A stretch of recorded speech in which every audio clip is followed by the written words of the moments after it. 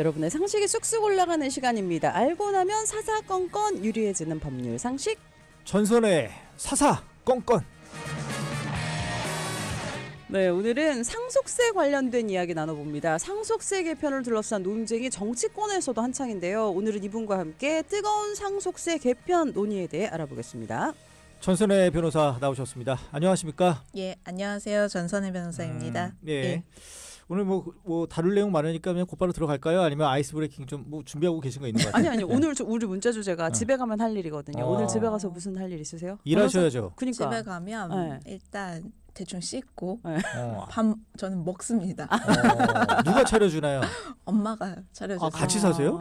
평일에는 저희 엄마가 육아를 도와주시기 때문에 저 때문에 주말 부부를 하시거든요. 그래서 엄마가 차려주신 밥을 일단 먹습니다. 누가 차려준 밥 너무 좋겠다. 두 분께서는 퇴근을 일부러 늦게 하시겠네요. 뭐 어쩌저쩌 하다 보니까 저랑 비슷하게 맞춰지더라고요. 아, 그래요? 아마 일찍 왔어도 놀이터에서 아마 빙빙 돌다가 변호사님 들어가고 나서 들어갈 거예요. 운동을 좋아합니다. 저희 남편. 이런저런 취미가 많아가지고 여러 운동을 하고 옵니다. 뭐 마음을 쏙 지금 꿰뚫고 계신 거예요? 남자들은 다 알 거예요. 예. 알겠습니다. 근데 오늘 내용도 사실 좀 부부가 연관되어 있는 맞아요. 얘기이기 때문에 본론으로 들어가 보겠습니다. 예, 최근 여당이 문제를 제기하고 야당 대표가 동의하면서 이 상속세 개편 논의가 이제 급물살을 탔어요. 예, 맞습니다. 최근에 갑자기 이제 이 상속세 얘기가 나오면서 특히 배우자 상속세에 대한 논의가 굉장히 좀 집중이 되고 있는데요. 예. 이재명 더불어민주당 대표가 7일 국민의힘이 주장한 배우자 상속세 면제에 대해서 찬성 입장을 밝히면서 여야 간에 일단 합의할 수 있는 것부터라도 먼저 입법화하자라고 제안을 한 상태이고요.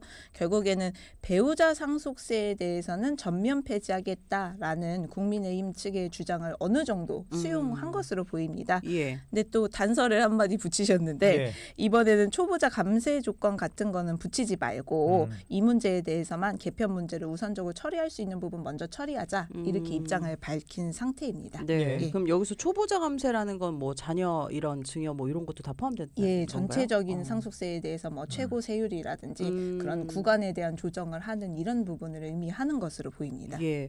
일단 그럼 말씀하신 대로 배우자 상속세 폐지에 대해서는 어느 정도 여야가 지금 좀 공감을 하고 있는 상황인 거죠? 큰 틀에서는 그 부분에 대해서는 동의를 하고 있는 것으로 보이는데요. 예. 사실 이 배우자의 경우는 저희는 항상 이혼 소송을 하고 좀 비교를 하게 되는데 사실은 이혼해서 재산 분할을 하게 된다. 그러면 황혼 이혼이다 그러면 그 부부가 뭐 20년, 30년 동안 축적한 재산이 있을 거잖아요. 예. 그래서 그걸 재산 분할할 때는 증여세나 상속세가 없습니다. 그래서 한 분이 부동산을 다 소유하시고 이제 배우자한테 만약에 현금으로 정산하신다 그러면 세금이 없고요. 예. 왜냐면 그거는 부부간에는 남편 이름이든 와이프 명의로 취득하든 그거는 이제 공동재산이라고 혼인준 취득한 것은 공동재산으로 보기 때문에 그 부분은 특별히 넘어갈 때 내 걸 내가 찾아오는 거지 누구의 재산을 받는다는 개념이 아닙니다. 그러니까 재산 분할이라는 본인의 정당한 몫이거든요. 예. 근데 이제 다만 등기를 이전할 때가 있어요. 부동산 명의를 이전을 할 때는 상속세나 증여세는 없고 이제 받아오는 재산에 취등록세만 내고 하시는 방식으로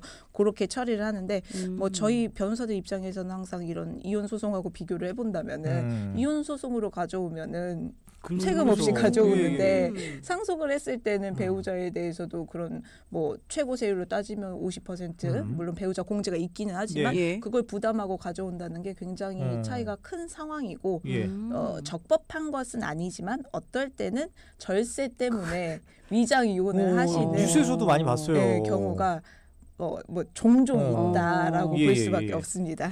예. 이혼이 그렇게 쉬운 일인가요? 아니, 그래도 그 완전히 반을 날린다고 생각해 보세요. 금액이 또 커지면은 커지면 나중에는 이제 결국 어느 정도 연세 드시면은 재산이 많은 경우에는 근데 사실 뭐 모든 부부가 그렇진 않아요. 배우자 공제 한도가 있고 해서 이제 그렇지만 재산이 정말 많이 있으신 분들은 이 방법을 고려를 하고 또 고민을 하시는 분들도 많이 있습니다. 혹시 뭐 유명인 중에서 이렇게 위장 이혼한 사례가 있나요? 그냥 저는 연예인들은 잘 모르겠고 저희가 볼 때는 사실 사업하는 분들은 위장 이혼하시는 경우가 많이 있어요. 뭐 남편분 명의로 하시는데 뭐 저희가 그걸 취득하고 나중에 이제 판결 받아서 들어가 보면 남편분은 아무 재산이 없으세요. 다 와이프 명의로 돼 있는데 보면 또 이혼해 있는 상태예요. 굉장히 오래전에 이런 경우 갖게 되네. 굉장히 많이 있고 또 세금 때문에도 이렇게 하시는 분들도 있고 근데 요즘엔 또 신혼 부부들도 혼인 신고를 늦게 하는 경우가 또 반대로 많은데 예. 이제 청약이나 이런 부분에 있어서 맞아요. 각자 명의를 하기 때문에 맞아요. 일단은 혼인 신고하지 않고 있다가 나중에 이제 뭐 자녀 태어날 때 혼인 예. 신고하시고 이런 분들도 굉장히 많이 있습니다. 예. 뭐 여러 가지 이유가 있죠. 그거 외에도 뭐. 그렇죠. 여튼 알겠습니다. 예. 아니 예. 근데 지금 아까 말씀하신 그 배우자 한도 공제 한도가 어느 정도예요 현재? 배우자 공제 한도가 일단은 이게 저도 세금 전문가는 아니어서 좀 찾아보고 왔는데 일괄 공제라고 해서 기본적으로 공제하는 부분이 있고 5억이 된다고 하면 5억까지는 이제 일괄 공제가 가능하고 또 예. 배우자 공제 한도가 배우자가 받는 게 5억 이상이면 5억까지도 배우자 공제 한도가 있습니다. 그 예. 구간이 있군요. 이것도. 예, 맞습니다. 예, 예. 알겠습니다. 이 위장 이혼이라는 게 근데 걸리면은 안 되는 거예요, 이것도? 걸리면 이거는 세금을 뱉어내야 돼요? 편법적으로 한 경우이기 때문에 이 부분은 불법입니다. 그러면 이게 위장 그러니까 이혼을 했다라고 한 다음에 뭐 사후 뭐라고 그래야죠? 사후 점검 이런 게 있어요? 그런 건 없죠. 그냥 재수 없 그러니까 운이 없으면 걸리는 거죠. 예, 맞습니다. 사실은 이혼을 한 모든 부부가 세무조사를 받는 건 아니고요. 뭐 어떤 세무조사를 받게 되는 특정한 계기가 있거나 누가 민원을 넣거나 민원이 조심해야 돼. 예. 내부 고발 이런 거. 네, 예. 알겠습니다. 그렇다면 여기서 이제 중요한 게 이겁니다. 저희가 위장 이혼 얘기를 왜 했냐? 이 상속세 개편 뭐 이게 진짜로 그럼 된다고 보세요?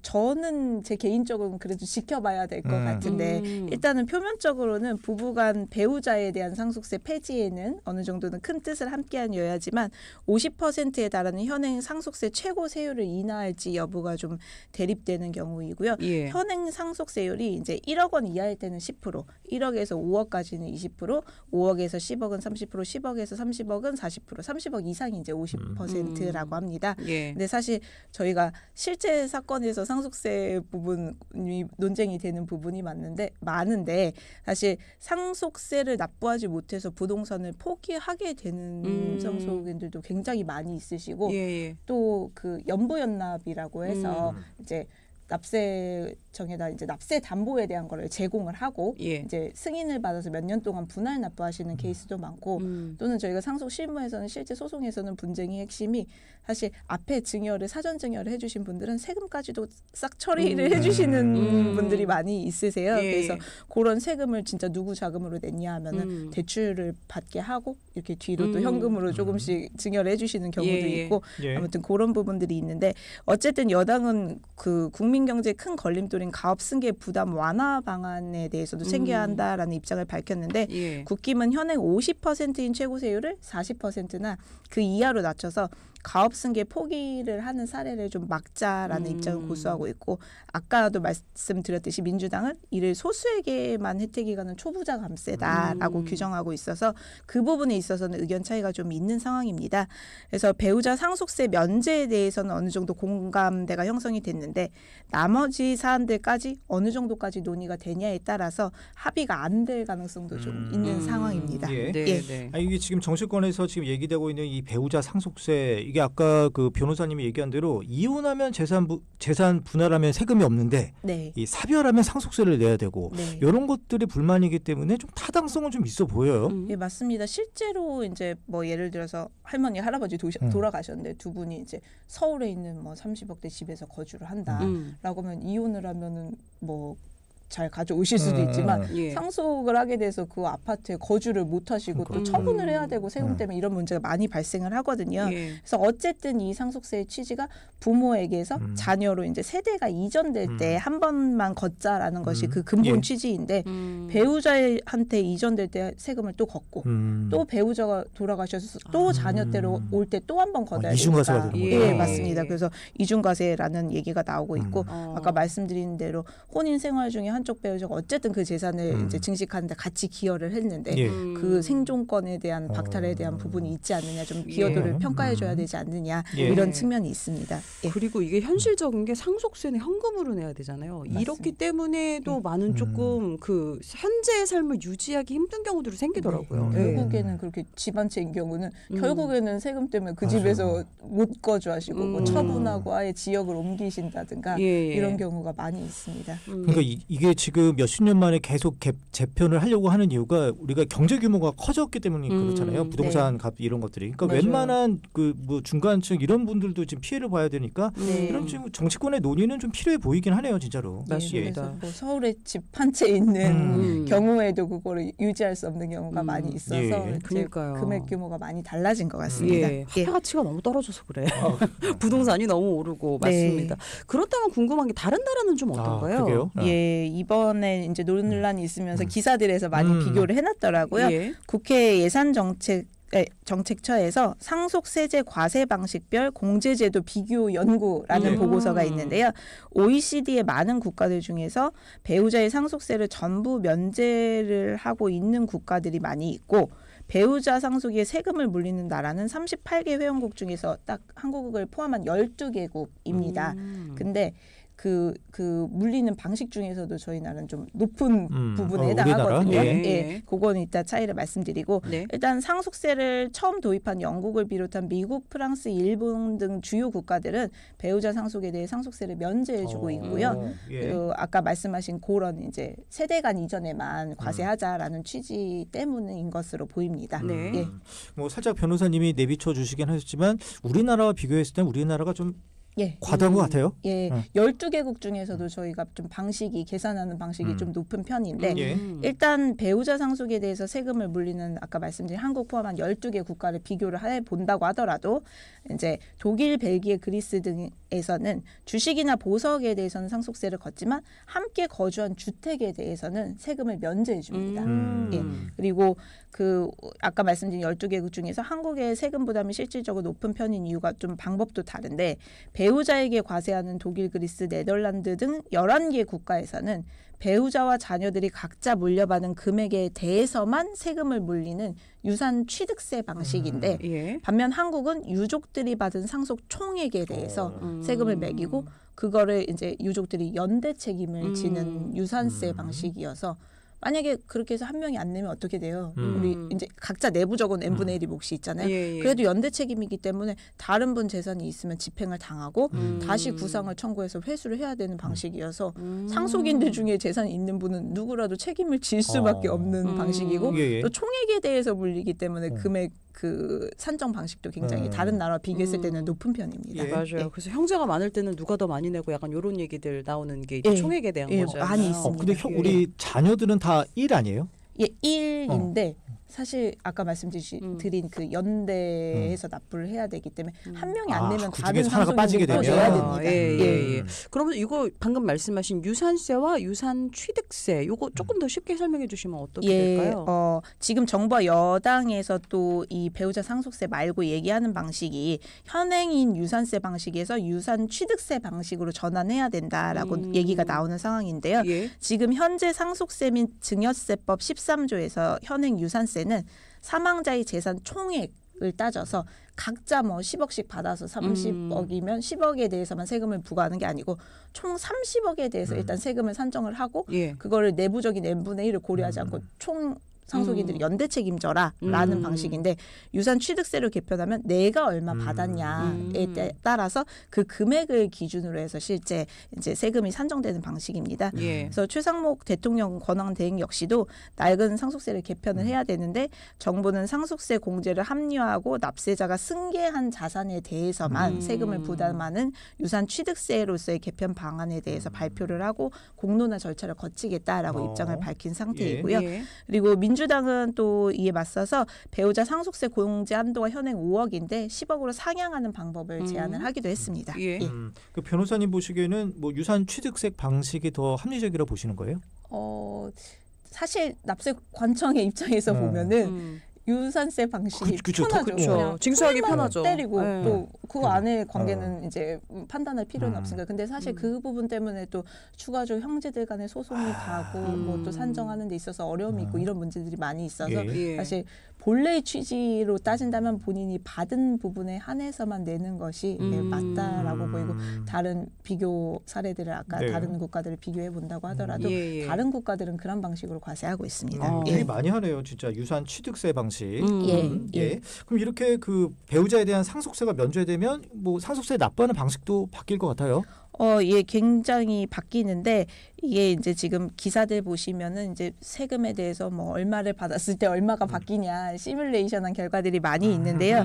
이제 뭐 쉽게 말해서 현재 이제 한 25억 원을 상속받는다. 근데 가족이 배우자와 자녀 2명이다. 그러면은 배우자 몫이 1.5, 자녀 몫이 1.1이어서 배우자가 이제 3.5분의 1.5, 그러니까 10억 7천만 원, 그리고 자녀가 3.5분의 1씩, 그래서 각각 7억 1,500만 원씩을 받게 되는데 여기에 이제 상속에서 이제 기본 공제가 있고 딱 인적 공제가 있고 이런 비율들이 있습니다. 예. 그래서 결국에는 여기서 배우자 공제와 일괄 공제 5억을 적용해서 남은 한 2억에 대해서만 세금을 내면 되는 방식인데 아까 말씀드린 그 배우자 면세가 되면은 25억 원이 일단은 전부 세금 없이 상속을 받게 되는 경우가 되게 됩니다. 예. 근데 문제는 그럼 배우자가 다 받아서 세금이 없으면 그 배우자가 돌아가시고 또 자녀들한테 올 때는 배우자 공제 없이 그냥 세금이 또 오히려 과해질 수가 있잖아요. 아, 12억씩 그렇죠. 받아야 되니까 예. 이런 문제가 있는데 이 부분에 대해서 현행은 우리가 자녀분들이 공제받는 한도가 1인당 5천만 원이거든요. 근데 이제 다른 국가들하고 비교를 좀 하면은